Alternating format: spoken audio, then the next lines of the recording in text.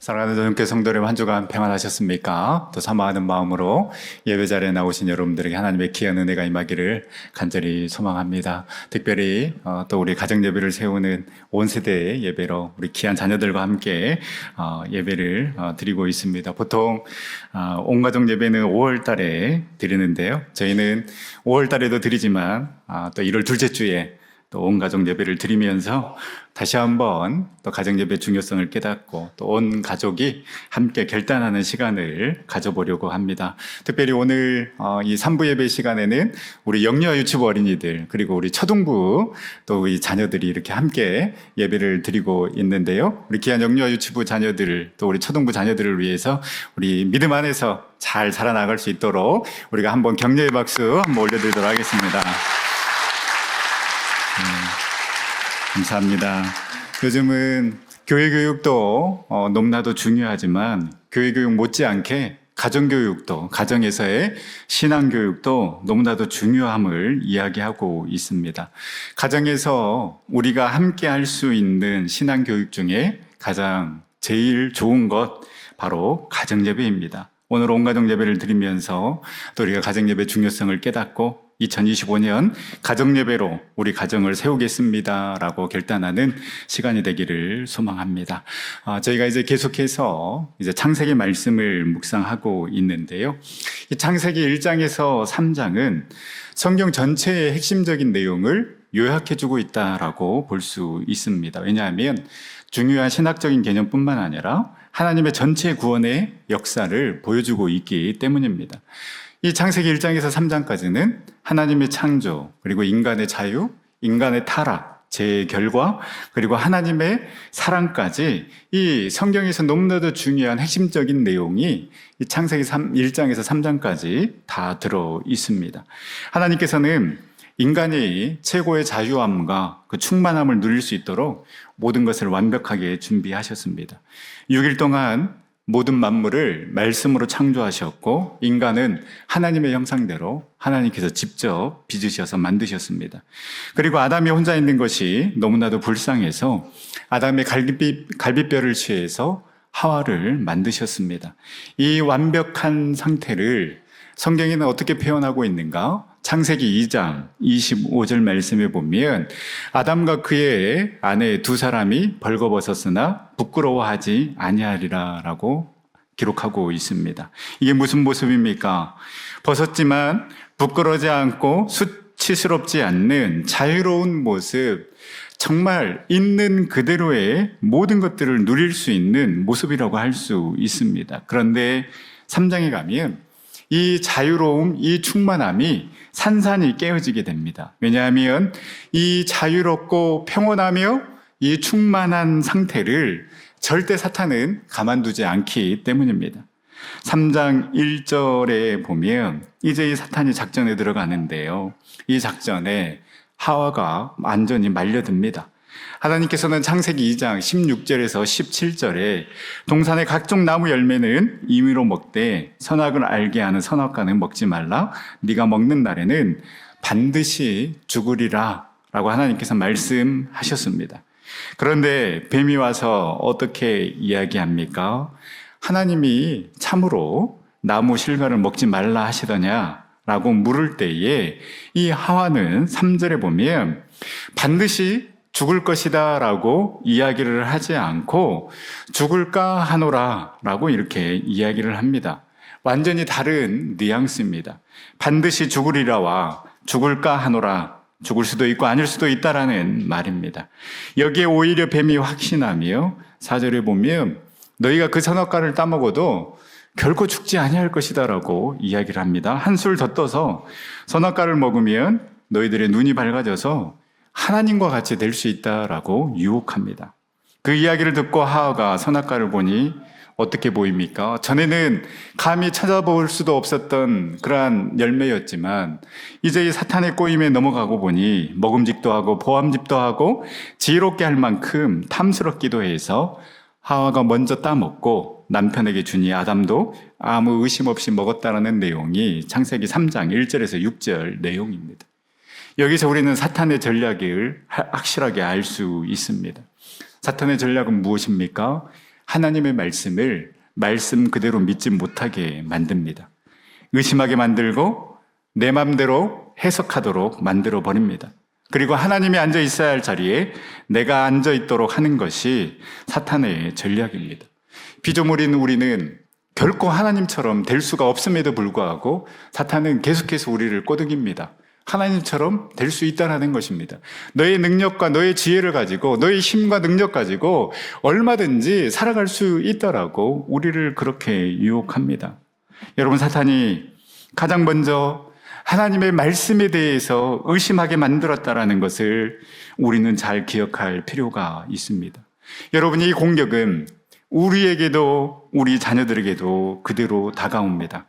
아담과 하와에게 다가갔던 것처럼 자꾸만 하나님의 말씀을 의심하게 만들고 이대로 말씀대로 지킬 필요가 있을까? 그래서 타협하게 만드는 것입니다. 어떻게 해야 됩니까? 믿음의 부모인 우리들이 먼저 말씀 안에 굳건히 서서 이 말씀을 우리 자녀들에게 잘 가르쳐야 합니다. 하나님의 말씀을 가볍게 여긴 아담과 하와 가정, 이제 다음 주에 묵상하겠지만 그 자녀들 때에 가서는 더 큰 일이 일어나게 됩니다.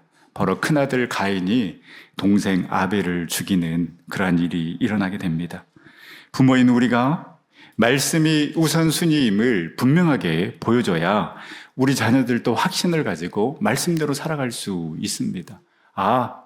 말씀대로, 우리 부모님처럼 말씀대로 살아가야 되겠구나. 그래야 우리 자녀들이 흔들리지 않습니다. 그러나 우리가 흔들리면 말할 것도 없이 우리 자녀들도 흔들리게 되어 있습니다. 우리 자녀들을 유혹하는 것들이 너무나도 많습니다. 제약이 당연시되는 시대에 살아가고 있습니다. 이런 시대에 우리 자녀들이 하나님의 말씀이 우리의 삶에, 자녀들의 삶의 기준이 되지 않으면 우리 자녀들은 다 무너집니다. 그럼 어떻게 해야 합니까? 최소한의 마지노선이 가정에서 말씀으로 어떻게 살아가야 할지 함께 고민하는 시간, 바로 가정예배의 시간이라고 생각합니다. 물론 어렵습니다. 가정예배 드리고자 하면 애들 눈치도 봐야 할 것 같습니다. 그런데 여러분, 이 시간마저 없다라면 우리는 신앙 이야기할 시간이 없습니다. 아이들이 어떻게 교회 생활을 하고 있는지, 어떻게 신앙 생활을 하고 있는지 확인할 시간이 이 가정예배 시간밖에 없습니다. 저도 저희 딸들하고 이렇게 카톡하는 걸 보니까요. 아빠 돈 보내줘. 알았어. 이 내용밖에 없더라고요. 그래서 이래서는 안 되겠다 싶어서 저희 가족 톡방에 하루의 말씀 한 구절씩 아내가 올립니다. 또 말씀도 올리고 찬양의 가사도 올립니다. 물론 이렇게 올려도 아무런 댓글이 없습니다. 그러나 이렇게라도 말씀을 노출시키지 않으면 우리 자녀들 말씀을 대면할 시간이 너무나도 부족합니다. 말씀드린 것처럼 가정예배는 정말 최소한의 시간입니다. 이 시간마저 없다면 어쩌면 우리는 우리 자녀들의 신앙을 포기한 거나 마찬가지입니다. 교회 학교 보냈다고 여러분들이 할 일을 다 했다라고 생각하지 마시기 바랍니다. 이제 모든 세대가 동일한 말씀을 듣습니다. 부모인 우리가 주일 예배 잘 듣고 또 이 시간에 말씀 잘 들으면 뭔가 이야기거리는 있습니다. 이번 주 목사님, 전사님 어떤 말씀 전했어? 엄마, 아빠는 예배 시간에 이런 말씀 들었는데 너희는 어떻게 생각해? 이렇게 신앙적인 이야기거리를 만들어서 우리 가정에서 말씀이 나눠지고 그 말씀대로 살아가고자 결단하며 서로 격려하는 시간을 통해서 말씀이 우리 가정에 우리의 삶의 기준이 되는 놀라운 은혜가 임할 수 있기를 간절히 소망합니다. 이렇게 뱀의 꼬임에 넘어가 하나님이 금하신 열매를 따먹자 이제 이들 가운데 어떠한 일이 일어납니까? 7절 말씀에 이에 그들의 눈이 밝아져 자기들이 벗은 줄을 알고 무화과 나뭇잎 불렸고 치마로 삼았더라. 8절 말씀에 그들이 그날 바람이 불 때 동산에 거니시는 여호와 하나님의 소리를 듣고 아담과 그의 아내가 여호와 하나님의 낯을 피하여 동산 나무 사이에 숨은지라. 전에는 창세기 2장 25절 말씀처럼 벗었지만 아무런 부끄러움이 없었습니다. 그런데 제약이 들어오니 이제 서로의 수치가 보이기 시작합니다. 더 큰 문제는 여호와 하나님의 낯을 피하여 아담과 하와가 동산나무 사이에 숨었다라는 것입니다. 왜 하나님을 피해야 합니까? 피할 이유도 숨을 이유도 없지만은 사탄의 유혹에 넘어가 죄를 짓는 순간 이제 우리는 서로의 잘못을 지적하는 존재, 하나님의 낯을 피해 숨을 수밖에 없는 존재가 된 것입니다.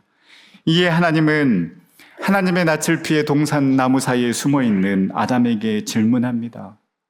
추궁하기 위한 질문이 아니라 숨지 말고 있는 모습 그대로 다시 하나님께로 나아오라라는 사랑의 질문입니다. 9절에 하나님께서는 네가 어디 있느냐 묻습니다. 이 하나님의 질문에 아담은 내가 벗었으므로 두려워하여 숨었나이다 라고 이야기합니다. 11절에 왜 그 나무 열매를 네가 먹었느냐라는 하나님의 질문에 하나님이 주셔서 나와 함께 있게 하신 여자가 열매를 내게 줘서 내가 먹었다라고 마치 하나님 때문입니다라고 하나님께 핑계를 대고 하와 때문에 어쩔 수 없었다라고 이야기합니다. 13절에 보면 하나님이 하와에게 네가 어찌하여 이렇게 하였느냐라는 질문에 뱀이 나를 깨므로 내가 먹었다라고 아담은 하와 핑계를 하와는 뱀 핑계를 댑니다. 이처럼 사탄은 죄를 짓게 함으로 말미암아 하나님의 낯을 피해 숨게 만듭니다. 그래서 불안하게 만들고 두렵게 만들어서 자꾸만 하나님이 아닌 다른 곳에서 만족을 얻게 만듭니다. 그리고 자꾸만 핑계를 대게 만듭니다. 지금 당장은 시험 때문에, 성적 때문에, 대학 때문에 어쩔 수 없었다라고 말하게 합니다. 우리는 이 하나님의 질문을 잘 기억해야 합니다. 네가 어디에 있느냐? 네가 무엇을 했느냐? 네가 왜 그렇게 했느냐? 아담아, 네가 어디에 있느냐? 이 하나님의 질문은 근원적인, 근본적인, 실존적인 질문입니다. 따라서 여러분, 우리 자녀들이 있어야 할 곳이 어디입니까? 예배 자리, 은혜의 자리, 말씀의 자리여야 합니다. 힘들 때, 지칠 때, 앞에 보이지 않을 때마다 우리 자녀들 하나님 앞에 서게 해야 합니다. 하나님을 찾게 해야 합니다. 그렇지 않으면 우리 자녀들 숨을 수밖에 없습니다. 그래서 자꾸만 다른 것을 통해서 불안과 두려움을 해소하려 할 것입니다. 주일 드려지는 이 예배를 통하여서 우리 자녀들 하나님 앞에 서게 해야 합니다. 가정에서 드리는 가정 예배를 통해 우리 자녀들이 지금 어디에 서 있는지, 무엇을 향해 달려가고 있는지 물어야 합니다. 그리할 때에 우리 부모들과 자녀들이 정말로 하나님이 원하시고 기뻐하시는 삶을 살아가게 될 줄 믿습니다. 이제 하나님은 죄를 범한 아담과 하와 그리고 이들을 유혹한 뱀에게 심판을 내립니다. 16절 17절 말씀을 보면 여자에게는 극심한 출산의 고통과 더불어 남편에게 완전히 기속되는 형벌이 주어졌고 남자에게는 죽는 날까지 생계를 위해 수고와 고역 및 염려를 감당해야 하는 형벌이 주어졌습니다. 그리고 뱀에게는 어떤 형벌이 주어졌습니까? 우리 창세기 3장 15절 말씀을 우리 다 같이 한 목소리로 함께 읽어보도록 하겠습니다. 내가 너로 여자와 원수가 되게 하고 내 후손도 여자의 후손과 원수가 되게 하리니 여자의 후손은 내 머리를 상하게 할 것이요 너는 그의 발꿈치를 상하게 할 것이니라 하시고 아멘. 이 창세기 3장 15절 말씀은 성경에서 최초로 메시아 그리고 그리스도에 대해 언급된 복음이라고 해서 이 창세기 3장 15절을 원시 복음이라고 이야기를 합니다. 여기에서 여자의 후손은 누구를 말하겠습니까? 예수 그리스도를 가리킵니다. 그래서 너희들은 이 사탄은 그의 발꿈치를 상하게 하면서 어떻게든 예수 그리스도와 예수 그리스도의 자녀들을 무너뜨리려고 하겠지만 이 예수 그리스도가 너의 머리를 상하게 할 것이다. 결국은 이 예수 그리스도가 승리할 것이다 라고 이런 원시적인 복음을 우리에게 이야기하고 있습니다. 그리고 이 예수 그리스도가 어떠한 일을 하게 될지를 미리 보여주는 사건이 있는데요. 바로 그 사건이 창세기 3장 21절 말씀입니다. 여호와 하나님이 아담과 그의 아내를 위하여 가죽옷을 지어 입히시니라. 아담과 하와가 하나님의 명령을 어기고 그 수치심 때문에, 그 부끄러움 때문에 그것을 가리기 위해 무화과 잎으로 가렸지만, 그러나 여러분, 이 무화과 나뭇잎이 얼마나 오래 가겠습니까? 얼마 못 가서 말라 비틀어지고 찢어지고 상할 것입니다. 우리 인간은 아무리 우리가 지은 죄를 가리고 없애려고 노력해도 이 무화과 나뭇잎처럼 헛수고입니다. 이 죄를 씻기 위해서는 피가 있어야 합니다. 그래서 하나님께서는 그들에게 가죽옷을 입혀주셨습니다. 가죽옷을 입혀주기 위해서는 짐승이 피를 흘려야 합니다. 짐승이 피를 흘리고 죽은 다음에 짐승에서 나온 가죽옷을 하나님께서 아담과 하와에게 입혀주셨을 때에 그들은 비로소 안전하고 평안할 수 있었습니다. 그래서 여러분, 하나님께서 지어주신 이 가죽옷은 예수 그리스도의 십자가의 사랑을 의미합니다. 여러분, 우리에게 필요한 것이 무엇이겠습니까? 우리 자녀들에게 필요한 것이 무엇이겠습니까? 하나님이 지어준 가죽옷, 하나님의 사랑, 예수님의 사랑이 필요한 줄 믿습니다. 여러분, 우리의 수치, 부끄러움, 상처, 아픔, 이것 가려보려고 부단히 노력하고 애쓰고 가면 쓰며 살아가고 있지 않습니까? 그러나 우리의 이러한 모든 노력은 아담과 하와가 만들었던 무화과 나뭇잎에 불구합니다. 계속해서 또 만들어야 하고 또 가려야 합니다. 또 숨어야 합니다. 우리의 모든 아픔과 상처, 수치와 부끄러움을 우리의 힘으로는 절대 가릴 수 없습니다. 주님의 은혜와 주님의 사랑이 필요한 것입니다. 아담아, 네가 어디 있느냐? 라고 묻는 그 하나님의 질문에 저와 여러분들이, 그리고 우리의 자녀들이 그 하나님의 은혜와 사랑이 필요해서 내가 예배 자리로 나아갑니다, 기도의 자리로 나아갑니다, 말씀의 자리로 나아갑니다라고 그렇게 고백하며 하나님께 나아갈 수 있는, 그래서 하나님께서 베풀어 주신 그 하나님의 가죽옷, 예수님께서 베풀어 주신 그 놀라운 은혜와 사랑을 덧입는 저와 여러분들, 또 우리 자녀들이 다 될 수 있기를 간절히 소망합니다. 그 예수님의 사랑이 필요합니다. 하나님의 사랑이 필요합니다. 하나님의 가죽옷을 우리가 입어야지만이 우리의 아픔도, 우리의 수치도, 우리의 상처도, 우리의 모든 부끄러움도 가릴 수가 있는 것입니다. 그 하나님의 가죽옷을 입어야지만이, 예수 그리스도가 우리에게 보여주시는 그 놀라운 은혜와 사랑을 덧입고 나아가야지만이 우리 자녀들이 제대로 살아갈 수 있습니다. 하나님의 은혜로 살아갈 수 있는 것입니다.